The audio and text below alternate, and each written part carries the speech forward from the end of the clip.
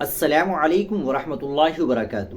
ناظرین کرام، یکساں سول کوڈ کو لے کر ایک بڑی خبر سامنے آ رہی ہے کہ اتراکھنڈ میں یکساں سول کوڈ کو نافذ کر دیا گیا۔ ناظرین، یہ مسلمانوں کے لیے بڑے ہی شش و پنج کا مقام ہے کہ اب وہ کیا کرے۔ ایسے میں مسلمان بہت پریشان ہے کیونکہ یکساں سول کوڈ شریعت کی مخالفت کرتا ہے۔ تو ناظرین، اب مسلمانوں کا اگلا قدم کیا ہوگا؟ اس پر جمعیت علماء ہند کے صدر حضرت مولانا محمود مدنی کا بیان بھی آ گیا ہے اور انہوں نے اپنے اگلے منصوبے کو ظاہر کر دیا ہے۔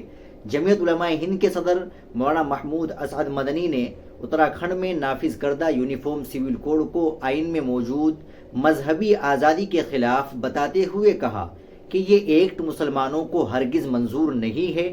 مولانا مدنی نے کہا کہ متعلقہ فریق بالخصوص مسلم اقلیت کے موقف کو نظر انداز کر کے اس قانون کا نفاذ دشمنی کا مظہر ہے۔ لا کمیشن آف انڈیا کے طلب کردہ عوامی مشوروں میں یہ حقیقت واضح ہو گئی تھی کہ ملک کی اکثریت اس طرح کے کوڈ کو منظور نہیں کرتی۔ چنانچہ لا کمیشن نے حکومت کو مشورہ دیا تھا کہ یکساں سول کوڈ نہ مطلوب ہے اور نہ اس کی ضرورت ہے۔ اس کے باوجود عوامی مشوروں اور لا کمیشن کی سفارشات کو نظر انداز کرتے ہوئے سرکار نے ایک آمر حکمراں کی طرح اس قانون کو عوام پر تھوپ کر جمہوریت کا قتل کیا ہے۔ مولانا مدنی نے کہا کہ ہم نے حکومتوں کے سامنے اس مسلمہ حقیقت کو بارہا پوری قوت سے پیش کیا ہے کہ ملک کے معماروں اور آئین سازوں نے پرسنل لا کی حفاظت کا وعدہ کیا تھا۔ اگر حکومت اس وعدے سے دغا کرتی ہے تو ہم اس کے خلاف جمہوریت کے دائرے میں رہ کر ہر ممکن جد و جہد کریں گے۔